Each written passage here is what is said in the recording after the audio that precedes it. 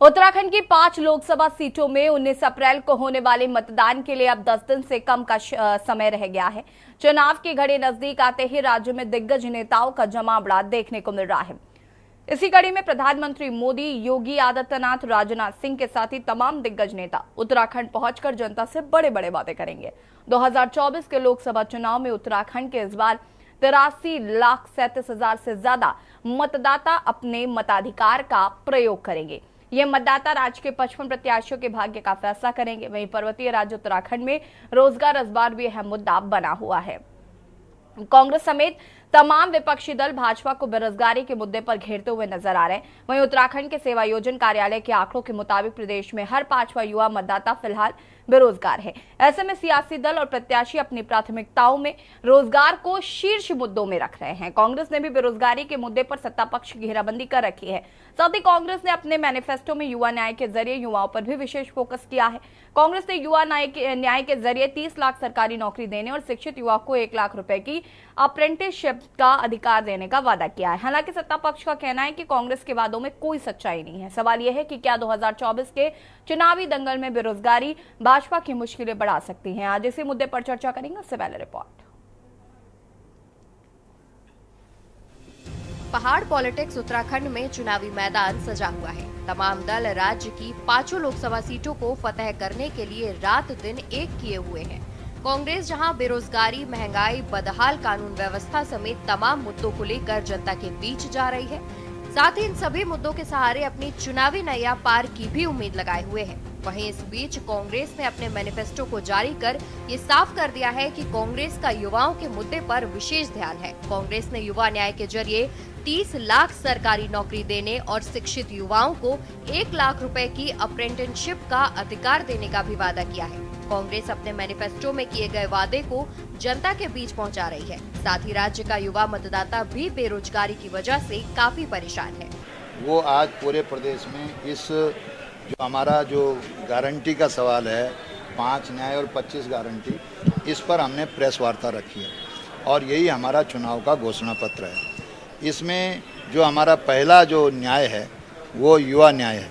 युवा बुरी तरह से भटका हुआ है, टूटा हुआ है और विगत वर्षों में भारतीय जनता पार्टी की जो केंद्र से लेके और राज्य की सरकार तक युवाओं को केवल धोखे के अलावा कुछ नहीं मिला है। तो इस बार जो हमारा कहना ये है कि जो भर्ती का न्याय है वो हमारी कांग्रेस देती है। तो सबसे पहले तो सर मैं ये कहना चाहूँगा कि जो हमारे उत्तराखंड में काफ़ी चीज़ अभी सुविधाएं नहीं है। जैसे कि मैं मेन बात करना चाहूँगा कि रोज़गार का ये कि पहाड़ों में न तो शिक्षा से लेके कोई बात हो रही है, न तो स्कूलेज में टीचर्स की सुविधाएं हो रही है। पहाड़ में रोजगार के लिए सबसे पहले ये कहना चाहूँगा कि पहाड़ों में अच्छे बड़े बड़े होटल खोले जाए। भाई जी, हम तो इसी मुद्दे पे करेंगे। पहले ये जो यहाँ का है शिक्षा का है सबसे मेन, जिस पे बहुत पीछे चल रही सरकार। यहाँ हर चीज़, यहाँ भ्रष्टाचार इतना है। हम तो अभी सांसद के लिए बॉबी चुनार को ही चुनेंगे। अपनी जो वोट है अपने फैमिली की वोट है। युवा हैं तो युवा के लिए ही वोट करेंगे। बिल्कुल बिल्कुल, उन्होंने सपोर्ट भी करा है बच्चों को। अभी पीछे जब इतना भ्रष्टाचार चल रहा था इलेक्शन, वो उसके लिए। सर देखिए, बेरोजगारी का जो स्तर है वो इस समय बहुत व्यापक है। हाल ही में अनेक आंकड़े सामने आए हैं। आंकड़ों की से इतर अगर मैं उत्तराखंड की बात करूं, उत्तराखंड में जहां हाल ही में पलायन आयोग ने एक रिपोर्ट की है, जिस रिपोर्ट जारी की है उसमें पलायन आयोग ने 24 गाँव को निर्जन घोषित कर दिया है। अर्थात वहाँ से पलायन, पूरी तरह से पलायन हो चुका है। ये कारण क्या है? यही आपको बता दें कि 2024 के लोकसभा चुनाव में उत्तराखंड में इस बार 83,37,000 से ज्यादा मतदाता अपने मताधिकार का प्रयोग करेंगे। ये मतदाता राज्य के 55 प्रत्याशियों के भाग्य का फैसला करेंगे। वहीं पर्वतीय राज्य उत्तराखंड में रोजगार इस बार भी अहम मुद्दा बना हुआ है। वहीं उत्तराखंड के सेवा योजन कार्यालय के आंकड़ों के मुताबिक प्रदेश में हर 5वां युवा मतदाता फिलहाल बेरोजगार है। उत्तराखंड में इस बार 18 से लेकर 39 साल तक की उम्र के 40,33,278 युवा अपने मताधिकार का प्रयोग करेंगे। वहीं बेरोजगारी की बात करें तो प्रदेश के सेवा योजन कार्यालय में 8,83,346 बेरोजगार पंजीकृत हैं। इनमें 5,40,683 पुरुष और 3,42,663 महिलाएं शामिल हैं। इस तरह देखें तो उत्तराखंड में 21.90% युवा मतदाता बेरोजगार है। दूसरे नजरिए से देखें तो हर 5 में से 1 युवा मतदाता बेरोजगार है। वहीं राज्य में अब इस मुद्दे पर सियासत गर्मा गई है। मैं आपको बहुत स्पष्ट कर दूं कि जो भी आंकड़े जारी किए गए हम उसको सेटिस्फाई नहीं मानते हैं। इसलिए सेटिस्फाई नहीं मानते हैं कि हमारे यहाँ जो सेवा योजन कार्यालयों में भी आंकड़े होते हैं, जो व्यक्ति सरकारी रोजगार ले लेता है, सरकारी रोजगार को ही यहाँ रोजगार माना जाता है। लेकिन अगर आप देखेंगे प्राइवेट सेक्टर में, अगर आप सेल्फ रोजगार के सेक्टर में देखेंगे तो हमारी सरकार जब से आई है उस सरकार ने बहुत बड़ी मात्रा में काम किया। और आज तो मैं ये कह सकता हूँ कि उत्तराखंड देश का पहला राज्य है जो जिसकी बेरोजगारी की जो दर है वो प्रतिशत में सबसे कम है। और इस सरकार ने तो आने के बाद, तुरंत आने के बाद अभी तक सरकारी क्षेत्र में भी लगभग 25,000 रोजगार दे दिए। लेकिन निश्चित रूप से बहुत ठीक डाटा है कि बेरोजगारी का तो आलम ये है कि 9% से ऊपर की बेरोजगारी है लगभग, और 9 लाख से ज़्यादा रजिस्टर्ड है यहाँ बेरोजगार, और प्रतिवर्ष बेरोजगारों की संख्या बढ़ रही है।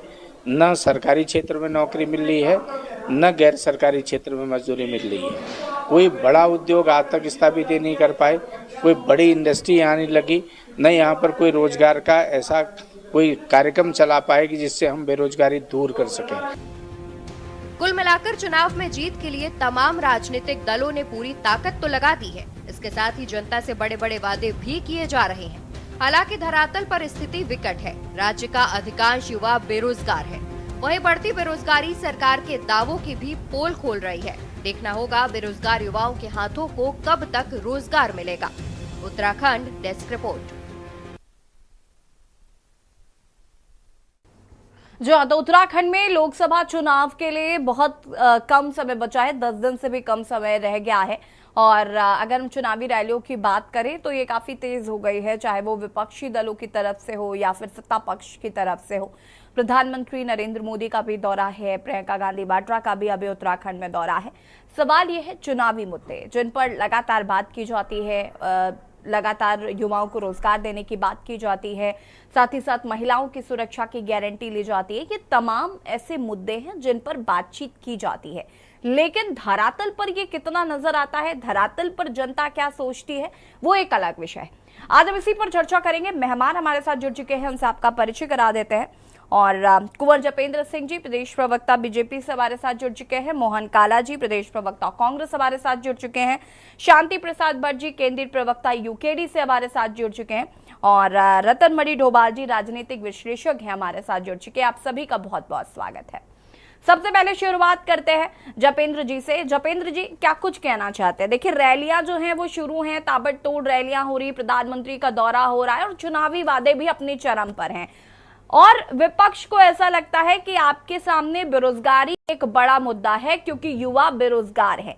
जहां युवाओं को रोजगार नहीं मिल रहा है, युवा जो हैं वो बेरोजगार हैं। और उत्तराखंड की अगर हम खास तौर पर बात करें तो यहाँ पर जिस तरीके से परीक्षा भर्ती में घोटाले हुए हैं, उनको लेकर भी कहीं ना कहीं कई सवाल खड़े हुए हैं।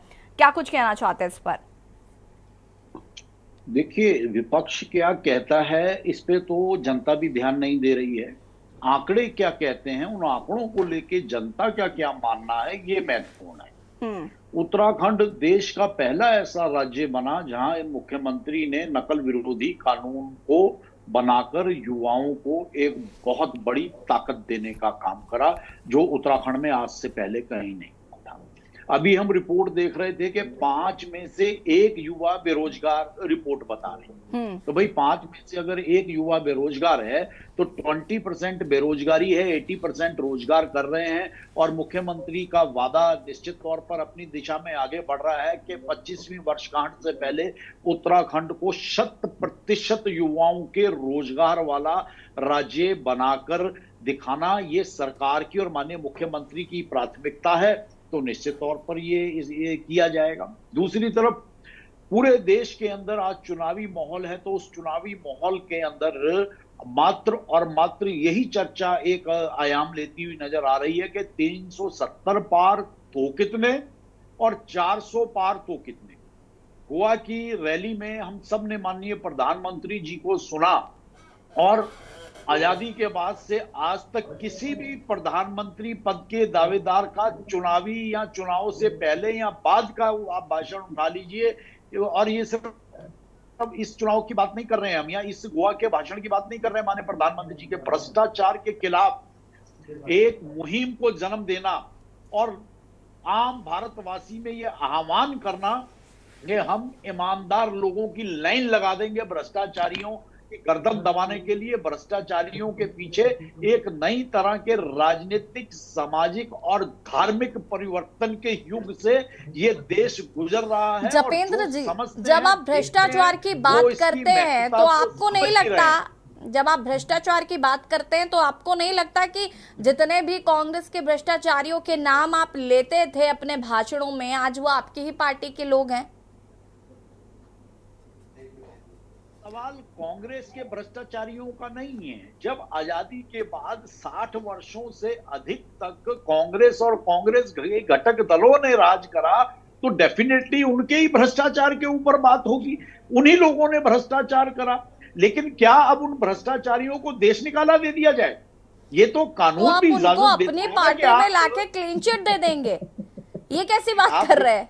आप हमारी बात तो पूरी होने दीजिए। सवाल पार्टी में आने का या जाने का नहीं है। सवाल ये है कि अगर इस देश के अंदर पहली बार भ्रष्टाचार के खिलाफ ऐसा माहौल बना है, चाहे वो अधिकारी है, सार्वजनिक जीवन में है, नेता है, किसी पार्टी में है, तो उन लोगों को भ्रष्टाचार को लेकर जागृत करना और भ्रष्टाचार के खिलाफ उन्हें एक्सपोज करना, ये इस भारत की धरती में कब हुआ आजादी के बाद? जरा याद जपेंद्र जी, देखिए याद करने की जरूरत नहीं। देखिए प्रत्यक्ष किम प्रमाणम, ठीक है, प्रत्यक्ष को प्रमाण की आवश्यकता नहीं है। और हम तो देख रहे हैं कि किस तरीके से जिन लोगों को एक दिन पहले कहा जाता है कि वो भ्रष्टाचारी हैं, उन्होंने इतना घोटाला कर रखा है, इतने करोड़ का घोटाला कर रखा है, अगले दिन वो आपकी पार्टी में आ जाते हैं। तो या फिर विपक्ष अगर आपको क्या, एक सेकेंड लेट मी कंप्लीट, अगर विपक्ष फिर कहता है कि आप वॉशिंग मशीन है तो फिर खुले मन से स्वीकार कर लीजिए कि हाँ भाई, हम आपके भ्रष्टाचारियों को लाते हैं, अपने पास वॉशिंग मशीन में धोते हैं और वो ठीक हो जाते हैं। अब उन्होंने कसम खा ली कि वो कोई भ्रष्टाचार नहीं करेंगे। अब आप 1 मिनट हमारा जवाब सुनेंगे, बीच में टोकेगा तो नहीं कोई? जी जी जी।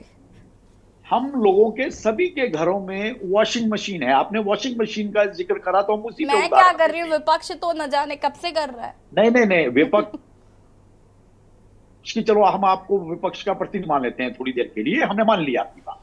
अब उस वॉशिंग मशीन में जब हम कपड़े बदलते हैं, हमारे कपड़े बहुत गंदे हैं, बहुत मैले हैं, हम उन कपड़ों को वॉशिंग मशीन में डाल के इंतजार करते हैं ना कि भाई इन्हें धो के साफ करेंगे, या उन गंदे मैले कपड़ों को हम फेंक देते हैं या वेस्ट कर देते हैं और नए कपड़े खरीद लेते हैं। ऐसा तो नहीं होता ना। तो इसी तरह इंसानी प्रवृत्ति है, पहले उन्हें धो। बिल्कुल, शाबाश कुंवर जपेंद्र जी, शाबाश। जपेंद्र जी, आपकी पार्टी से आपको फटकार ना पड़ जाए, थोड़ा सा देखिएगा।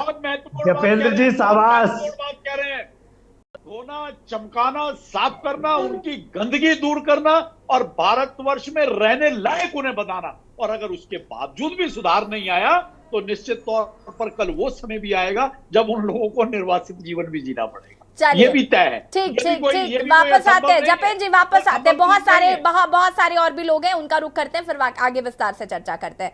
ठीक है, मोहन काला जी, उसके बाद मैं आती हूँ शांति प्रसाद जी, एक एक करके। मोहन काला जी। देखिए यशी जी, हाँ, जपेंद्र जी ने भारतीय जनता पार्टी का विजन बिल्कुल साफ रख दिया यहाँ पर बैठकर। वो कह रहे हैं, अभी हाल ही में आपने देखा होगा कि आप इधर से इनके यहाँ जो मशीन है ना यशी जी, आप वॉशिंग मशीन की बात कर रही थी ना, मैं उसी पर बता रहा हूँ कि इधर से भ्रष्टाचारी डालो और उधर से मोदी भक्त निकालो। तो जपेंद्र जी ने उस पर मोहर लगा दी। अब आप देखिए, कांग्रेस के जमाने में भ्रष्टाचारी जेल में होता था और मोदी जी के जमाने में भ्रष्टाचारी भाजपा में होता है। नहीं Japendra ji, this is not the right way. Japendra ji, this is not the right way. Japendra ji, let him complete first. 1 minute रुक जाइए, अभी तो शुरू हुई है चर्चा, अभी से लड़ाई करने लग जाएंगे क्या? रुक जाइए थोड़ा सा पेशेंस। अब आप ज्यादा बिलबिलाइए मत, क्योंकि आपने मोहर लगा दी। चलिए मोहन काला जी कंटिन्यू। पर मोहर लगा दी भाजपा के साफ करने का, भाजपा के चाल चरित्र चेहरे। Japendra ji, this is not the right way. Japendra ji, maintain the decorum of the debate please. Japendra ji, hold on. Yashi ji देखिए, इन्होंने खुद साबित कर दिया कि चाहे जितना बड़ा भ्रष्टाचारी हो उसे जेल नहीं भेजा जाएगा या उसे निकालकर फेंका नहीं जाएगा, उसे भाजपा में शामिल किया जाएगा और जो भ्रष्टाचार के पैसे थे उससे भारतीय जनता पार्टी को चलाने का काम और सरकारों को चलाने का काम, विधायकों को, सांसदों को, नेताओं को खरीदने का काम करेंगे, ये इन्होंने बता दिया।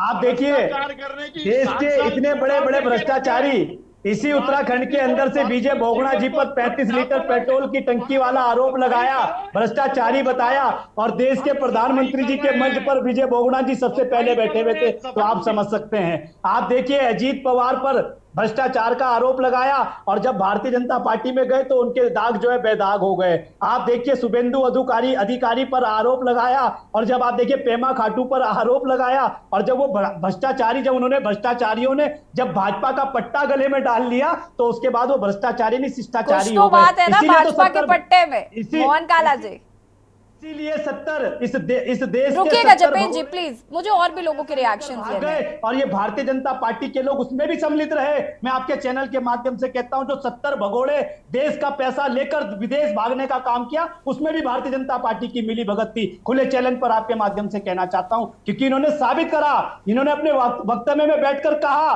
कि क्या अगर भ्रष्टाचारी होगा तो जरूरी कोई कि उसको निकाला कर देंगे, उसको बाहर फेंक देंगे। अरे हमें तो पता है, जो 2014 से पहले कांग्रेस की सरकार होती थी, जब हमने कलमाड़ी को सरकार में रहते हुए जेल भेजने का काम किया, जब हमने कोयला घोटाले पर जब हमने जेल भेजने का काम किया टी राजा को, अरे आपकी तरह कोई उन्हें गले का हार बनाने का काम किया। आप देखिए जगन्नाथ रेड्डी जो 2011 के भ्रष्टाचारी थे, आज वो भाजपा में जाकर बेदाग हो गए, भाजपा का पटका पहनकर। तो ये कुंवर जपेंद्र जी ने भारतीय जनता पार्टी के चाल चेहरे को उजागर कर दिया। और आज की डिबेट बहुत महत्वपूर्ण है यशी जी, महत्वपूर्ण इसलिए है यशी जी, महत्वपूर्ण इसलिए है क्योंकि जिस तरीके से प्रदेश का हर 5वां युवा आज बेरोजगार है और उस बेरोजगारी दर पे जिस तरीके से उन्होंने बेरोजगार युवाओं पर लाठी भांजने का काम किया था, 12 लाख से ज्यादा बेरोजगार जिनकी 40 साल से ऊपर की उम्र पार कर गई और इन्हें मजबूरी में वो डाटा जो है सेवा योजन कार्यालय से हटाना पड़ा। पर उसके बावजूद भी 9 लाख बेरोजगार सेवा योजन कार्यालय में रजिस्टर्ड है और वो तब 9 लाख है जब इन्होंने बीच में सेवा योजन कार्यालय में रजिस्ट्रेशन बंद कर दिया। ये संख्या इससे भी बड़ी हो सकती थी। और जब बेरोजगार लोग अपना अधिकार मांगते हैं तो ये लाठियां देने का काम करते हैं, ये पत्थर मारने का काम करते हैं, ये पिटवाने का काम करते हैं बेरोजगार युवाओं मैं वापस आती हूं। शांति प्रसाद भट्ट जी को सुन लेते हैं, फटाफट सुनते हैं, उसके बाद चर्चा करते हैं। मोहन काला जी फटाफट। जी, हमने कांग्रेस ने अपनी 5 गारंटी में सबसे पहले अगर बात करने की बात करिए तो युवाओं की बात करने की बात की है। हमने कहा है कि देश में 30 लाख पद जो खाली पड़े हैं, उन 30 लाख पदों को जो है कांग्रेस की सरकार आते ही भरा जाएगा। हमने कहा है कि अग्निवीर योजना। मोहन काला जी रुकिए जरा, होल्ड ऑन, मैं आती हूँ, वापस आते हैं, रुक जाइए। शांति प्रसाद भट्ट जी अपनी बात को पूरा करिए प्लीज। कांग्रेस करेगी, ठीक है। जपेंद्र जी और मोहन काला जी को म्यूट करिए। जपेंद्र जी रुक जाइए जरा प्लीज, इस तरीके से मत करिए। हमने पेपर लीक पर देश के अंदर जो है हमने कानून बनाने की बात की है। और ये मोहन काला जी सुन लीजिए जरा, यूकेडी को भी सुन लीजिए, रुक जाइए। मोहन काला जी रुकिए, आपको मैं पूरा मौका दूंगी। यूके SSS पर भी आएंगे, रुकिए जरा। शांति प्रसाद भट्ट जी, सभी कांग्रेस के हमारे प्रवक्ता जपेन जी रुक जाइए। साथी हल्ला बहुत मचाते हैं लेकिन काम कुछ नहीं करते धरातल पर। अरे आपने किया होता तो आपको भगाती ना जनता, खदेड़ती ना। मोहन काला जी और Japendra ji, this is not the right way. और लोगों को भी सुन लीजिए जरा, ये कोई तरीका नहीं होता। शुरू करिए शांति प्रसाद जी। लोकसभा चुनाव चल रहे हैं और उत्तराखंड में अब मुद्दे जो है गर्मा चुके हैं। आम जनमानस भारतीय जनता पार्टी से पूछ रहा है कि जब आप ये कहते हो एक विधान एक संविधान, तो फिर आप कर्मचारियों की पेंशन क्यों खत्म करते हो और विधायक और सांसदों को क्यों पेंशन देते हो? ये एक विधान और एक संविधान का उल्लंघन है। भारतीय जनता पार्टी जुमलेबाज पार्टी है। दूसरी बात, किसी भी राज्य की आमदनी का स्रोत होता है वहां के संसाधन। हमारे संसाधन बेच दिए गए। हम कर्मचारी बहुल्य राज्य का है, हमारे यहाँ पेंशन खत्म हो गई, अग्निवीर बना के नौकरियां खत्म कर दी, हमारी तो आर्थिक चोट मार दी है, हमारी रीढ़ की हड्डी तोड़ दी इन्होंने, हमारी आर्थिक स्थिति खराब कर दी। और दूसरी बात, अब आम जनमानस ये कह रहा है कि मोदी जी जब आपके नाम से हम वोट मांगते हैं और हम आपको जिता के भेजते हैं तो आपने गुजरात को समृद्ध करने के लिए वहां के उद्योगपतियों के लोन माफ कर दिए, इंडस्ट्रियां खड़ी कर दी। आपने जिस तरीके से गुजरात को समृद्ध बनाया है, तो हमको देशभक्ति की सजा देते हुए आपने उत्तराखंड के साथ ये अन्याय क्यों किया? हमने देशभक्ति के लिए भाजपा को वोट दिया और भारतीय जनता पार्टी ने हमारी यहाँ नौकरियां खत्म कर दी, हमारे संसाधन बेच दिए, मूल निवास भू कानून खत्म कर दिया, जनसंख्या विस्फोट करा दिया और नौजवान भाइयों के रोजगार छीनकर आपने राज्य के साथ में जो अन्याय किया है। मोदी जी बताइए, आपने जो वादा किया था पहाड़ का पानी और पहाड़ की जवानी, अरे आपने तो जवानी बर्बाद करी।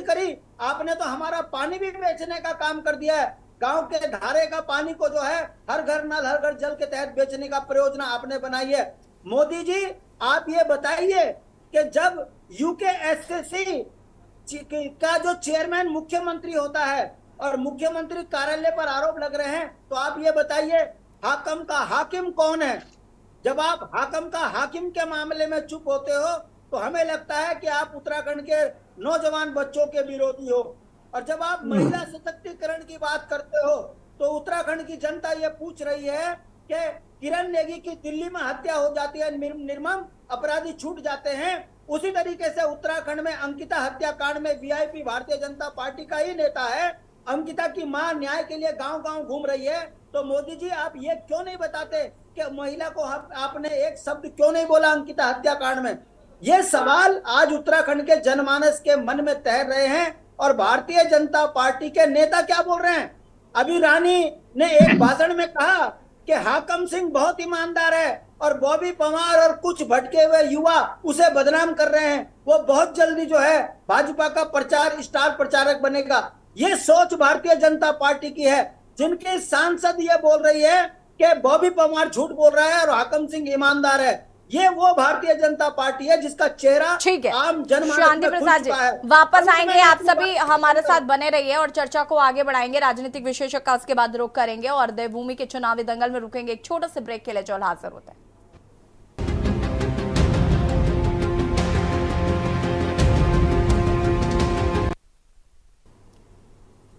ब्रेक के बाद एक बार फिर से आप सभी का स्वागत है और देवभूमि के चुनावी दंगल में आज हम बात कर रहे हैं उन युवाओं की जो रोजगार के लिए तलाश कर रहे हैं और विपक्ष इसको एक बड़ा मुद्दा चुनाव के लिए बनाने जा रहा है और लगातार इस पर विपक्ष चर्चा भी कर रहा है। आज हम इसी पर चर्चा कर रहे हैं। मेहमान हमारे साथ लगातार बने हुए हैं, राजनीतिक विशेषज्ञ हमारे साथ लगातार बने हुए रतन बड़ी डोभाल जी। अगर हम बात करें यहाँ पर तो देखिए सत्ता पक्ष अपनी अपनी तैयारियों में है और विपक्ष अपनी अपनी तैयारियों में है, लेकिन बेरोजगारी कहा जा रहा है कि एक बड़ा मुद्दा विपक्ष उत्तराखंड के परिप्रेक्ष्य में अगर हम बात करें, हालांकि देश में भी बेरोजगारी एक मुद्दा है, लेकिन उत्तराखंड के परिप्रेक्ष्य में भी बात करें तो यहाँ पर बेरोजगारी एक बड़ा मुद्दा है। साथ ही साथ अग्निवीर योजना का जिक्र लगातार किया जा रहा है कि उत्तराखंड के लोग जिस तरीके से फौज में जाने के लिए कहीं ना कहीं वहां हर एक बच्चे की मंशा होती है कि वो फौज में जाएगा और अग्निवीर में जिस तरीके से उन्होंने साल कम किए हैं, रिटायरमेंट की बात कही है, इन तमाम चीजों को लेकर कहीं ना कहीं विपक्ष एक बड़ा मुद्दा बनाने की कोशिश कर रहा है। कैसे देख रहे हैं? देखिए, आपने जो डिटेल बताई कि विपक्ष मुद्दा अगर काश, मैं तो ये मानता हूँ कि अगर वो बना पाता, बेरोजगारी छोटा सवाल नहीं है, बहुत बड़ा सवाल है और ये युवा बेरोजगारी का सवाल है। ये अगर ये बेकार है, ये देश का भविष्य है। अगर देश का भविष्य सड़क पर है तो वो देश का भविष्य क्या होगा इसकी कल्पना की जा सकती है। इस पर मैं हालांकि जो भाजपा और कांग्रेस के लोग हैं मैं उसमें नहीं जाना चाहता, वो अपने अपने पार्टी लाइन से है वो करेंगे। एक जो इन्होंने आपने जो युवा न्याय पत्र उस पर जो घोषणा की है वो एक उत्साहजनक है, तो स्वागत योग्य है। वो कितना कर पाते हैं, लेकिन उन्होंने युवाओं के हाथ में एक हथियार तो दे दिया। नहीं करेंगे पूरा तो लोग लड़ेंगे उसके लिए। तो एक क्योंकि उन्हीं का कहा हुआ कि हम 30 लाख लोगों को रोजगार देंगे, ये असंभव नहीं है।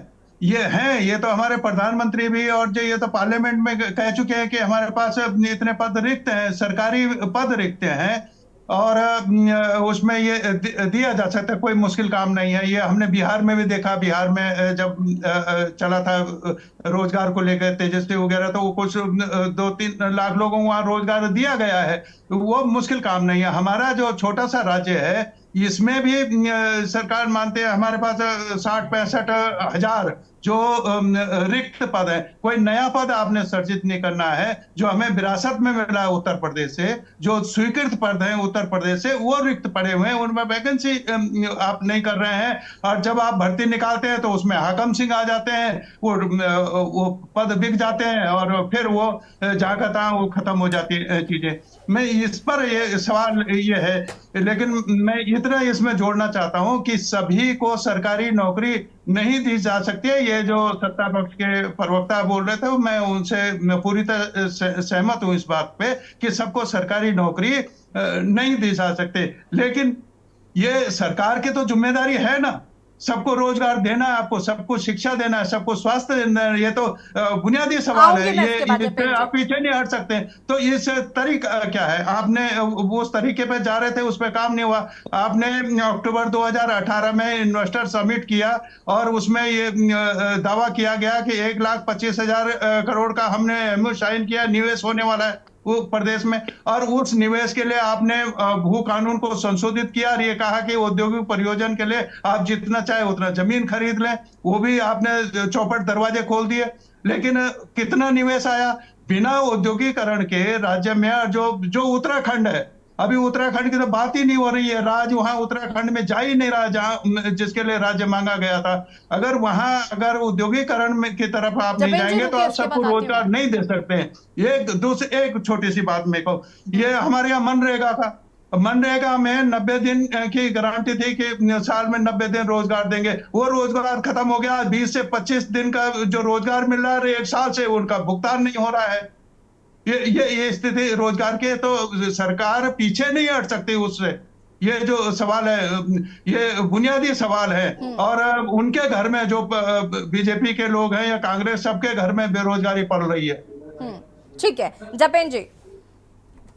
देखिए, रतन मणि डोभाल जी ने बहुत सी चीजों को बहुत स्मूथली उन्होंने हाईलाइट करने का अपने वक्तव्यों में काम करा।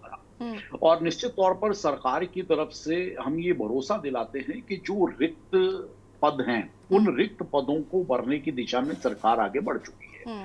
नकल विरोधी कानून लाके, सख्त कानून बना के, भ्रष्टाचार के खिलाफ एक्शन लेके बहुत सी चीजें ऐसी हुई हैं। जो एक ग्राउंड तैयार करना था, वो ग्राउंड तैयार हो गया है।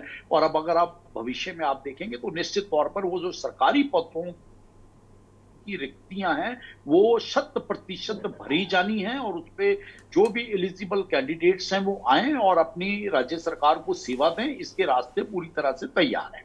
अब दूसरी बात आई इन्वेस्टर समिट की, तो 80,000 करोड़ से ज्यादा की उसमें इन्वेस्टमेंट हो गई है, उसकी ग्राउंडिंग चल रही है, उसकी प्रॉपर मॉनिटरिंग हो रही है। तो चुनाव के बाद जो हम देखेंगे कि ऐसे ही नहीं मुख्यमंत्री कहते कि 25वीं वर्षगांठ से पहले राज्य को पूरी तरह से विकसित राज्य की तर्ज पर अपने पैरों पे खड़ा होकर 100% रोजगार वाला राज्य के रूप में स्थापित करना है। तो ये ऐसे ही नहीं किसी प्रदेश के मुखिया वादा कर रहे, तो कुछ उसके पीछे योजना है, उसके पीछे पूरी मॉनिटरिंग है, उसकी ग्राउंडिंग हो रही है इन्वेस्टमेंट की, और उस पर राज्य सरकार खरा उतरेगी। ये सरकार की तरफ से निश्चित तौर पर हम आपके माध्यम से उत्तराखंड के युवाओं को और उत्तराखंड की जनता को ये भरोसा देना चाहिए। ठीक है, हाकम सिंह को सही ठहराकर बॉबी पवार को गलत ठहराना, इसको कितना जायज समझ रहे हैं जपेंद्र जी? कहीं नहीं कहा टीरी पे प्रत्याशी माननीय राज्य लक्ष्मी शाह जी ने कहीं नहीं हाकम सिंह की तारीफ करी, कहीं हाकम सरासर झूठ है, सरासर झूठ है। उन्हें मालूम है कि हाकम भ्रष्टाचारी है, हाकम भ्रष्टाचारी था, हाकम आपके सांसद तो बोल रहे सजा मिली। ये जो लोग ये दुष्प्रचार कर रहे हैं वो ईमानदार है, खिलाफ FIR लॉन्च की गई। और भी जो दुष्प्रचार करने का कार्यक्रम चलाया जा रहा है कुछ वामपंथी सोच के हमारे उत्तराखंड के साथियों के द्वारा, तो उन्हें ये समझना होगा कि ये बदलता भारत है, बदलता उत्तराखंड है। इस तरह के राजनीतिक दांवपेच अब आपके समय से पहले ही एक्सपोज हो जाते हैं और इनका आपको कोई राजनीतिक लाभ मिलने वाला नहीं। ठीक है, शांति प्रसाद जी। देखिए यशी जी, कितने बड़े दुर्भाग्य की बात है कि सांसद उसे अच्छा बता रही है और प्रवक्ता कह रहा है कि वो अपराधी है। यह है भाजपा का असली चेहरा। भाजपा का दूसरा असली चेहरा मैं बता दूं कि हर घर नल हर घर जल की बात ये करते हैं, मगर ये नहीं बताते कि जिंदल के पाइप तो आपने खड़े कर दिए गांव में 300 करोड़ के।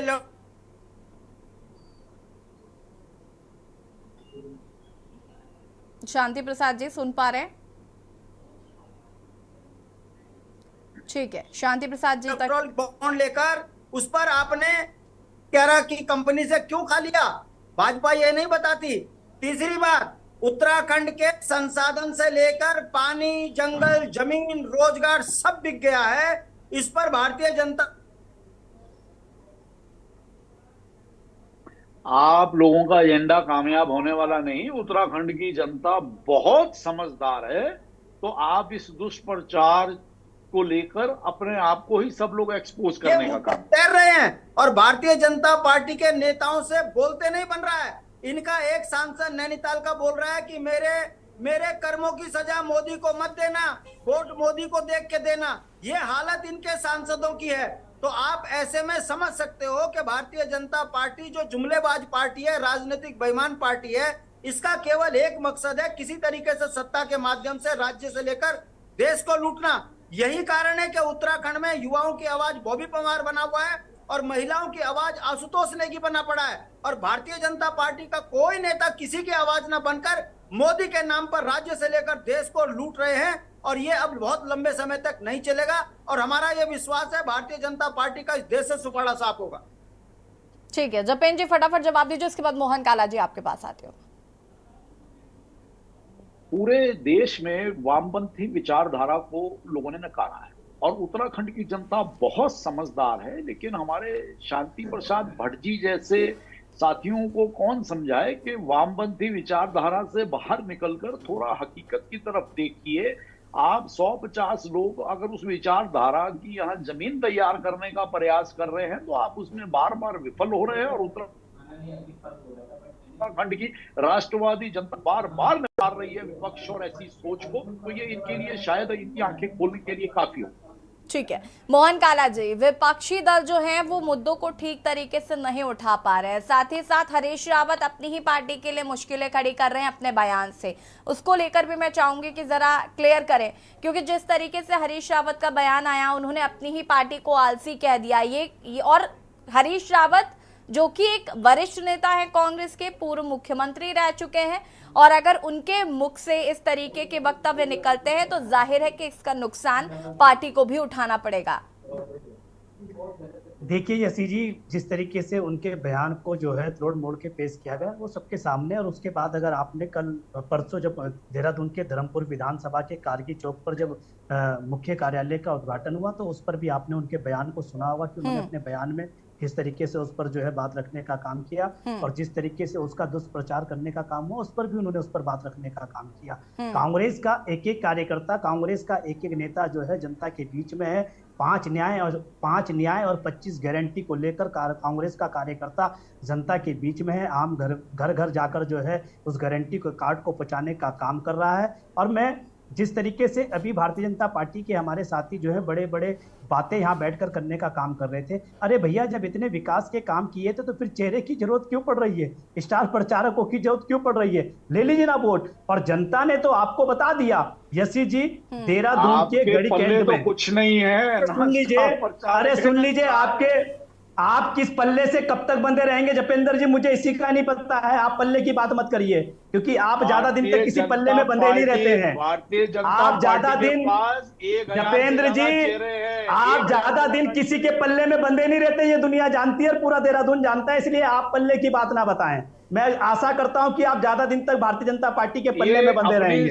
आपकी सोच आपको मुबारक। और यसी जी, आप देखिए देहरादून के अंदर जनरल वीके सिंह और गणेश जोशी जी का कार्यक्रम होता है, ठीक। वहां सैनिक, पूर्व सैनिक जो है जब कार्यक्रम में जाते हैं किस तरीके से उनको भद्दी भद्दी गालियां दी जा रही है, वायरल वीडियो आप देख रही है, किस तरीके से उन पर जो है लात घुसे चलाए जा रहे हैं पूर्व सैनिकों पर। इससे पता चलता है इनका चरित्र की सैनिकों का कितना सम्मान करते हैं। और देखिए आप गढ़ी कैंट के अंदर किस तरीके से इनकी जो राजलक्ष्मी शाह जो सांसद प्रत्याशी है 12 साल से लगातार टिहरी की लोकसभा से सांसद है। एक गांव जो गोद लिया गांव था, उस गांव में भी 12 साल में एक बार भी नहीं गई। और शर्म आनी चाहिए इनको कि जब भारतीय जनता पार्टी की उस सांसद प्रत्याशी से पत्रकार साथियों ने यह पूछा कि आपने पिछले 12 सालों में विकास कार्य क्या किए, तो वो ये कहते कि जो मोदी ने किया वो मैंने किया। अब आप समझिए कि किस तरीके से भारतीय जनता पार्टी के सांसदों का आज हकीकत सामने आ रही है। इनके सांसद आज जिस तरीके से और पार्टी के नेता जिस तरीके से एक चेहरे के नाम पर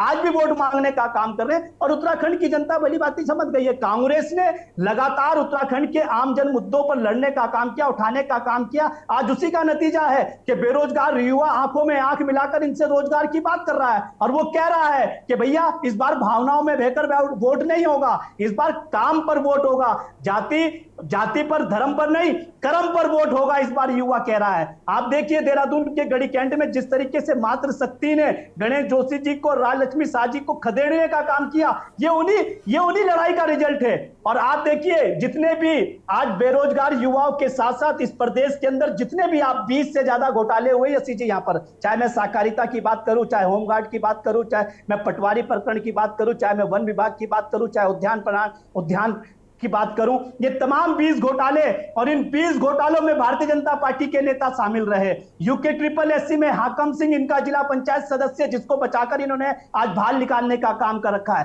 हरिद्वार से संजय धारीवाल यूके एसएससी में इन्हीं का मंडल अध्यक्ष। और यहां तक कि आप ये देखिए कि एक सबसे संजीदा और सबसे गंभीर मुद्दा इस प्रदेश का जो बहन बेटियों का बना हुआ है, यसी जी अंकिता भंडारी, एक ऐसा मामला जिस मामले पर देश के प्रधानमंत्री जी रुद्रपुर में आते हैं, एक शब्द नहीं बोलते बहन अंकिता भंडारी पर। इनकी केंद्रीय मंत्री स्मृति ईरानी पौड़ी के अंदर जो है अंकिता भंडारी पर बोलने से बचती है और बचकर जो है किनारा कर जो है चली जाती है। आप समझिए इसी प्रदेश की 908 बहन बेटियां गायब हो गई, और कुंवर जपेंद्र जी को शायद उनकी चिंता नहीं होगी। 872 से ज्यादा बहन बेटियां रेप का शिकार हो गई, ये उस पर बात नहीं करेंगे। 9 लाख से ज्यादा बेरोजगारी दर, ये उस पर बात नहीं करेंगे।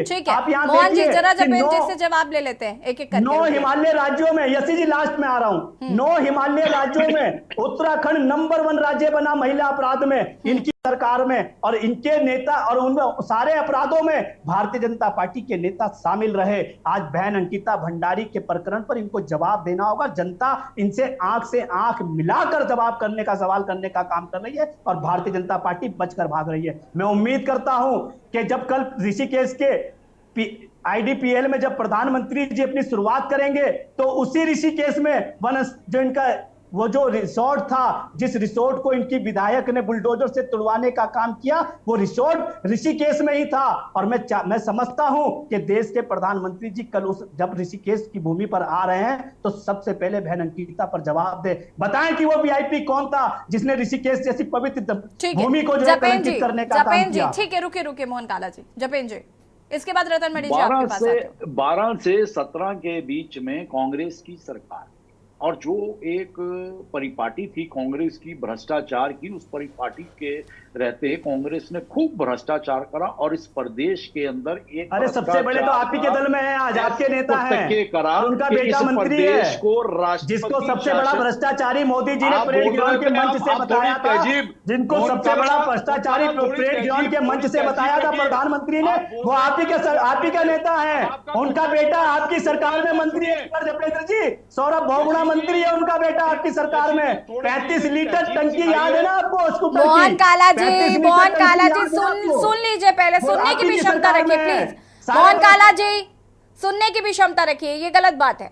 रखिए भाई, उल्टा अंकिता भंडारी पर प्रधानमंत्री जी बोलने का Mohan ji let him complete, आपको सब जवाब मिल रहे हैं। अरे आप पे तो लगा, आपको तो जनता खदेड़ने का काम कर रही है। मोहन काला जी please, Mohan Kala ji this is not the right way, please इनसे जवाब पर बात करिए। यसी जी जवाब पर, गुनाहगार भी आपके, सफाई भी आपकी, ऐसे चलता है क्या? सुनिए यसी जी जरा इनसे जवाब ले लीजिए। 22 तक कांग्रेस की सरकार, और कांग्रेस अपनी पार्टी के अनुसार 17 से 22 तो आपकी सरकार थी साहब, आपको यही नहीं पता? 17 से 22 तक आपकी सरकार थी। 12 से 17 और 22 में आपकी सरकार है। 12 से 17 रुक जाइए मोहन जी, प्लीज रुक जाइए। 5 सालों में 2017 से पहले 5 साल कांग्रेस ने अपनी परिपाटी के अनुसार काम करा, खूब भ्रष्टाचार हुआ और उस भ्रष्टाचार का ही नतीजा था कि एक नया नवेला राज्य राष्ट्रपति शासन का शिकार। अब आते हैं हम और मुद्दों की तरफ। इस प्रदेश की जनता ने यसी जी इनसे पूछे किसने कलंकित करने का काम किया था 2016 में प्रदेश को? 17 के चुनाव में कांग्रेस को नकारा, भारतीय जनता पार्टी की सरकार ने आके काम करना शुरू करा और उन 5 सालों के काम ये गवाही देते हैं कि इस प्रदेश के अंदर सभी मिथकों को तोड़ते हुए उत्तराखंड के जनमानस ने 2022 में एक बार फिर भारतीय जनता पार्टी को जीत का सेहरा दिया और सरकार बनाने का मौका दिया। ये सबसे बड़ा प्रमाण है शासन और कुशासन का, जो वोटर वोट के रूप में प्रमाणित कर देता है, जो अब तीसरी बार लोकसभा में प्रमाणित होने जा रहा है।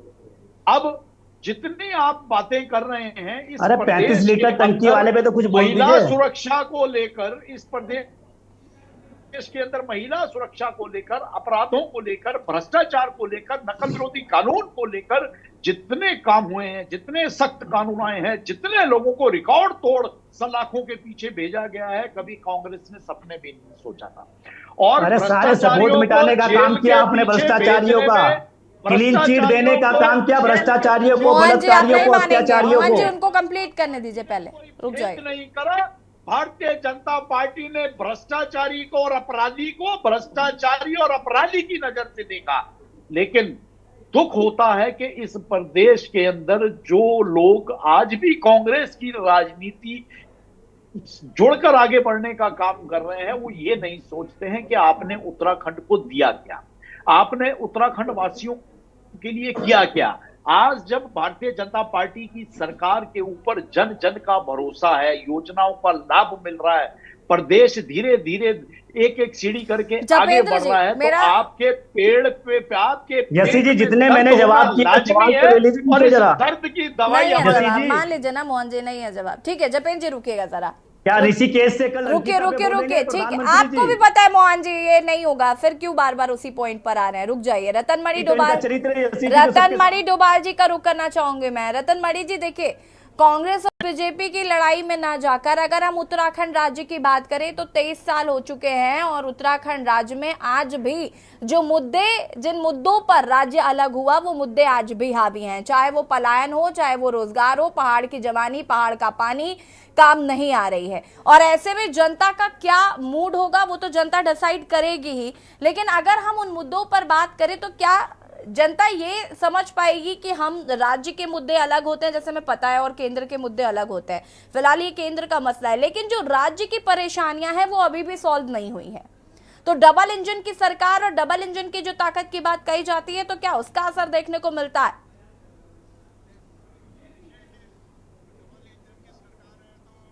सरकार से हमें डबल फायदा होना चाहिए था। अभी मैं बहुत दिनों के बाद भाजपा के जो प्रवक्ता हैं और ये कोई नेता, आज बहुत समय के बाद मैं सुन रहा हूँ कि भाजपा भी कोई पार्टी है ना, तो हम तो नरेंद्र मोदी सुनते चले आ रहे हैं कि ये मोदी जी की गारंटी है, ये मोदी जी का है, ये मोदी जी का है। भाजपा का नाम ही नहीं आ रहा था, अभी उन्होंने नाम लिया तो चलो कोई नाम नहीं ले रहा था। मैं ये बताऊं, ये जो यही समस्या हमारी, उत्तराखंड राज्य बने 24 साल हो गए हैं, जिन सवालों को लेके और जिन विशेष भौगोलिक परिस्थितियों को लेके राज्य की मांग की गई थी, राज्य का निर्माण अंततः हुआ, लेकिन वो राज्य बनने के बाद वो विजन हमारा नहीं बना। जबकि उत्तर प्रदेश रहते हुए जो पर्वतीय राज्य भी उसी कल्पना से बना था कि भाई लखनऊ वाले वो नहीं सोच सकते हैं, हमें अलग से दो, इसलिए वो पर्वतीय राज्य विकास मंत्रालय बना था अलग से कि आपको अलग बजट दिया जाएगा, आप अपने स्थिति के हिसाब से अपनी विकास योजनाएं बना लें। लेकिन राज्य बनने के बाद वो उस पर किसी ने भी काम नहीं किया। मैं अभी देखिए, जो भी हमारे यहाँ जो उद्योगीकरण तिवारी जी के समय में हुआ, और वो जब तक सब्सिडी रही तब तक वो उद्योग उसी में उद्योगों में 700 उद्योग बंद हो गए हैं। वो लोग भी बेरोजगार हो गए हैं और अब वो पैकेजिंग उद्योग बनकर रह गए। यहाँ पर सिर्फ पैकिंग हो रही है और कोई वो काम नहीं हो रहा है जिस पर सरकार को ध्यान देना चाहिए था। और दूसरा ये है कि जो अब ये बेचारे वो कह रहे थे कि वामपंथी से उनको परेशानी है। सवाल ये है कि मजदूरों की आवाज कहीं अगर कुछ होता है तो वो लाल झंडा ही वहां पर दिखाई देता है। और यहाँ पर इस उत्तर प्रदेश में ये स्थिति है, जो संघ का आरएसएस का जो मजदूर संगठन है बीएमएस, उन लोगों ने मेरे तक कहा कि ये सरकार ने इतना वो कर रखा है कि कोई उनकी भी अगर यूनियन रजिस्ट्रेशन के लिए जाते तो रजिस्टर नहीं हो रही है। जो बीएमएस की दूसरे वामपंथियों की बात छोड़ दो तो मजदूर की उस की बात ही नहीं उठ रही है, ना सरकार सुन रही है। आप देखो ना यहीं पे बाबा रामदेव के 18 साल से वो मजदूर लड़ रहा है। सुप्रीम कोर्ट कह रहा है कि आप इनको नौकरी पे लो, इनका भुगतान करो। हाई कोर्ट ने अवमानना का नोटिस जारी कर रखा है, ये मेरे ख्याल से 14 अप्रैल की उसमें डेट है, लेकिन कोई सुनवाई नहीं है। उनका जो काम किया हुआ है उसका वेतन नहीं है, ये सरकार सुनती नहीं है, ये रामदेव के गोद में बैठी हुई है। तो ये बेरोजगारी, अगर ये बात हुई थी कि 70% जो है स्थानीय जो यहाँ के लोग हैं उनको रोजगार मिलेगा, और रोजगार तब मिलेगा जब उद्योग चलेगा। उद्योग में तो पैकेजिंग का काम हो रहा है, माल कहीं बन रहा है, यहाँ वो सब्सिडी का लाभ लेने के लिए उन्होंने ये सब किया, इसको किसी ने देखा नहीं। आपने ये जो लेबर ऑफिस है उसको ठप कर दिया है, कोई वहां जांच करने नहीं जा सकता है। ये सवालों पर ये बहुत बड़ा मुद्दा राज्य का है, और इस राज्य में ये हो रहा है कि ये उत्तर प्रदेश में भी क्षेत्रवाद का शिकार था। अब आज जो उत्तराखंड है वो उत्तराखंड राज्य बनने के बाद वो और ज्यादा क्षेत्रवाद का शिकार हो गया है। अब आप हर चीज केंद्र पे, आपका विजन क्या है? तो आपने कोई विजन अब तक ये नहीं दिया कि हमारे उत्तराखंड राज्य की ये प्राथमिकता है और इस पर हम ये काम कर रहे हैं। 2025 में उत्तराखंड अग्रणी राज्य में खड़ा हो जाएगा, ये विजन है। हो रहा है ना, बेरोजगारी में हो रहा है 83%। अभी ये इंटरनेशनल ILO की रिपोर्ट है, 83% देश में हो गया और उसमें टॉप पे उत्तराखंड है, अग्रणी हो गया। जपेन जी, भुखमरी के इंडेक्स में देख लीजिए। रतन मणि डोभाल जी, आप हमारे बहुत ही सम्मानित सीनियर पत्रकार हैं और आपके मुख से ऐसी बातें शोभा भी नहीं है। आप भी हकीकत जानते हैं कि जब कोई प्रदेश सरकार या कोई दल ईमानदारी से प्रयास करता है तो उसके प्रयासों में थोड़ा सा विलंब जरूर होता है रिजल्ट आने में, लेकिन रिजल्ट बहुत बेहतर आते हैं। और हम आपको यकीन दिलाते हैं भारतीय जनता पार्टी की सरकार की तरफ से, प्रदेश के युवा मुख्यमंत्री की तरफ से, ये जो आप नाहक की शंकाएं आपके मन में पाले बैठे हैं, इन शंकाओं का कोई औचित्य नहीं है। निश्चित तौर पर 25वीं वर्षगांठ उत्तराखंड के स्वर्णिम भविष्य की शुरुआत होगी और हमें अपनी सरकार और अपने युवा मुख्यमंत्री पर और भारतीय जनता पार्टी पर यह भरोसा होना चाहिए कि प्रदेश की बेहतरी के लिए, प्रदेश की युवाओं, महिलाओं, बेरोजगारों और बुजुर्गों की बेहतरी के लिए जो योजनाएं अमल में लाई जा रही हैं, जिन योजनाओं पे काम चल रहा है, ये एक सुखद उत्तराखंड की तरफ सरकार के कदम बढ़ रहे हैं। और हमें निश्चित तौर पर सब लोगों को, ठीक है आज आप यकीन मत कीजिए, लेकिन उसकी इतनी आलोचना भी मत कीजिए कि हम कड़वाहट से भरे रह जाएं। एक अच्छे उद्देश्य की तरफ बढ़ने वाली सरकार और एक युवा मुख्यमंत्री को अगर हम सब मिलकर प्रोत्साहित करने का काम करेंगे तो निश्चित तौर पर हम सब उत्तराखंडवासी खुशहाली को देखेंगे। मोहन काला जी, देखिए, युवा और धाकड़ धामी जी की बात जो है जपेंद्र जी कर रहे थे, चंपावत के अंदर जहाँ से वो आते हैं वहाँ एम्बुलेंस नहीं होती है, डॉक्टर नहीं होते हैं। 7 साल आपकी सरकार को हो गए, 10 साल देश में सत्ता आपके हाथ में है।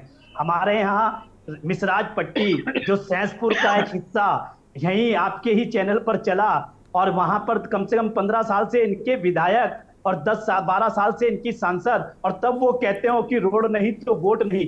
आज अल्मोड़ा के 15 गांव ये कह रहे हैं कि रोड नहीं तो वोट नहीं। जिस नल जल की परियोजना की बात करते हैं 12 करोड़ का घोटाला हो जाता है, जल घर नहीं पहुंचता, सिर्फ पाइप लग जाते हैं, उस पर बात नहीं करेंगे। अब अगर मुद्दों पर, अगर रतन मणि जी ने मुद्दों पर बात करी तो ये कह रहे हैं शोभा नहीं देता है। हाँ भाई, उन्होंने किसानों की बात करी तो तुम्हें कहां शोभा देगा, क्योंकि आप तो किसानों पर गोली चलाते हो। आप तो किसानों पर गाड़ी चलाते हो, आपको कहां शोभा देगा। आप तो चाहते हो कि मजदूर मर जाए, क्योंकि आप तो उद्योगपति आपके मित्र हैं, बड़े बड़े उद्योगपतियों के कर्ज माफ कर दोगे पर किसानों के कर्ज माफ नहीं करोगे। मजदूरों पर सिर्फ, गरीबों पर सिर्फ 5 किलो। अब आप देखिए कि किस तरीके से सपना दिखाया जा रहा है। यसी जी, प्रधानमंत्री जी बात करते हैं कि 47 का विजन और मुख्यमंत्री जी बात कर रहे हैं 25 का विजन। अरे भैया 24 में जो प्रत्येक 5वां व्यक्ति बेरोजगार है उसका विजन कौन संभालेगा, उस पर बात कौन करेगा। 10 साल से सत्ता है आपकी। 230 किलो सोना केदारनाथ जैसे फटाफट जवाब दीजिए। चोरी हो जाता है आपके संरक्षण में, आप कैसे मौन रहते हैं उस पे। आप 230 किलो सोने पर क्यों नहीं बोलने का काम करते हैं। जपेन जी 60 सेकेंड्स हैं आपके पास। सुनिए मोहन जी, आप लोग अपने मैनिफेस्टो में लेके आए हैं कांग्रेस के 5 न्याय। 1964 में के 65 में आपके प्रधानमंत्री रहते, कांग्रेस के प्रधानमंत्री रहते कपात्री जी महाराज ने साधु संतों के बाद संसद के घेराव का प्रयास करा था। 200 से ज्यादा सन्यासी मारे गए से 800 से ज्यादा। अरे गुजरात में सन्यासियों का मारने का काम किया आपने। गोधरा में आपने कार सेवकों के रूप में मरवाने का काम करा। 1000 से ज्यादा मंदिर आपने बनारस के अंदर तोड़ने का काम किया।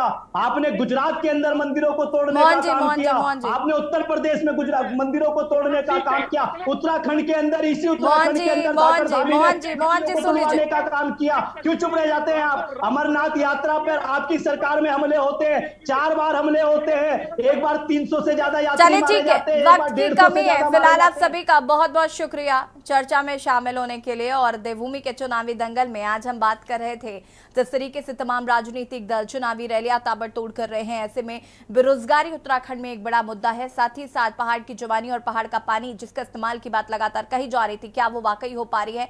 जनता चुनेगी, जनता तय करेगी कि किसे सिरमात रखना है। लेकिन फिलहाल देवभूमि के चुनावी दंगल में इतना ही। देखते रहिए के न्यूज़ इंडिया। नमस्कार।